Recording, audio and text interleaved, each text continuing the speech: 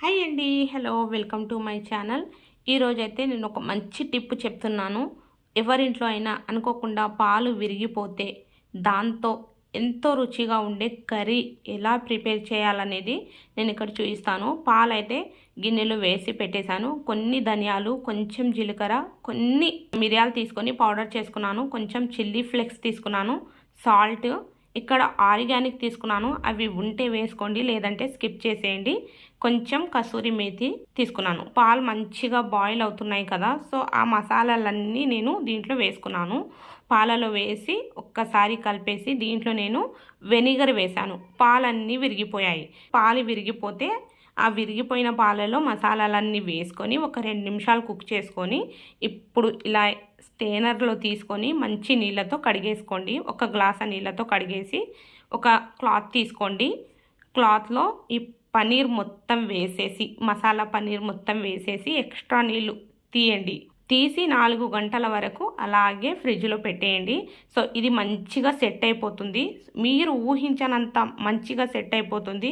So దీంతో curry ఎలా prepare చేయాలనేది నేను చూపిస్తున్నాను. చూడండి, ఇక్కడ చూసినట్లయితే మీకే అర్థమైపోతుంది ఎంత మంచిగా సెట్ అయిపోయింది. ఈ పీసెస్ని కనుక మీ పిల్లలను కొంచెం లైట్గా ఫ్రై చేసి ఇస్తే సూపర్గా హెల్తీగా తినేస్తారు. కానీ నేను ఇక్కడ కర్రీ చేస్తున్నాను. కొంచెం వెల్లుల్లి రెబ్బలు, కొంచెం అల్లం, 2 చిన్న సైజు ఆనియన్, 3 గ్రీన్ చిల్లీస్, 2 టమాటోలు, కొద్దిగా కొత్తిమీర, వీటన్నిటిని మిక్సీ జార్లో వేసి కొంచెం సాల్ట్ వేసి ప్యూరీ చేసుకున్నాను. ఒక గిన్నె పెట్టేసి ఆయిల్ వేసేయండి.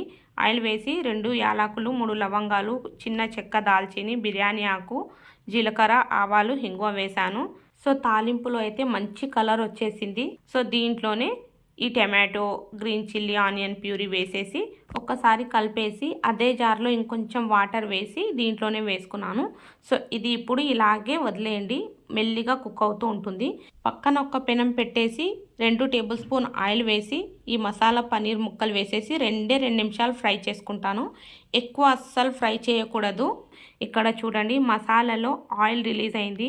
రెడ్ చిల్లీ పౌడర్, ధనియాల పౌడర్, పసుపు, కొంచెం జీరా పౌడర్, సాల్ట్ వేసి దీన్ని కూడా 2 నిమిషాల వరకు కుక్ చేసుకుంటాను. సో ఆయిల్ కొంచెం పైకి రావాలి. ఇక్కడ పన్నీర్ ఫ్రై చేసుకున్నాం కదా, దీంట్లో కొద్దిగా ఫ్రెష్ వాటర్ వేసుకోండి, అంటే ఫిల్టర్ వాటర్ వేసుకోండి. మనం డైరెక్ట్గా అలాగే వేస్తాం కాబట్టి. ఇక్కడ వచ్చేసి ఆయిల్ రిలీజ్ అయింది. 2 టేబుల్ స్పూన్ అంతా పెరుగు వేసుకున్నాను. 2 టేబుల్ స్పూన్, ఎక్కువ పుల్లగా ఉండకూడదు. సో దీన్ని కూడా ఆయిల్ పైకి వచ్చేంత వరకు ఫ్రై చేసుకోవాలి. మసాలా ఇలా ఫ్రై అయిపోయిన తర్వాత దీంట్లో ఒక గ్లాస్ వాటర్ యాడ్ చేసుకోండి. ఒక గ్లాస్ కంటే కొంచెం తక్కువ యాడ్ చేసుకున్నా పర్వాలేదు. సో ఇది మొత్తం కుక్ అవుతూ ఉంటుంది కదా.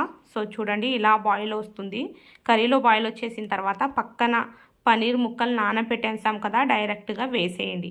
వేసేసి ఇప్పుడు మూత పెట్టేసి ఈ వాటర్ మొత్తం దగ్గరకు వచ్చేంత వరకు కుక్ చేసుకోవాలి. దీంట్లోనే కొంచెం కొత్తిమీర కూడా వేసుకుంటాను. సో పైనుంచి కొంచెం ఫ్రెష్ క్రీమ్ యాడ్ చేసుకున్నాను. దీంట్లో తినడానికి నేనైతే రాగి పరాఠా చేశాను. సో రాగి పరాఠా అప్లోడ్ చేస్తే రెసిపీ పెద్దగా అయిపోతుందనేసి అప్లోడ్ చేయలేదు.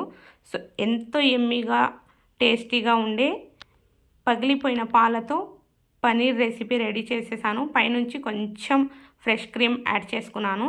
సో రాగి పరాఠాతో తినేసుకోవడమే. ఈ రెసిపీ మీకు నచ్చితే లైక్, షేర్ అండ్ సబ్స్క్రైబ్ చేయండి. ఛానల్ బెల్ ఐకాన్ ప్రెస్ చేసుకోండి అండ్ ఒక్కసారి తప్పకుండా ట్రై చేయండి. థ్యాంక్ యూ అండి. Thank you so much.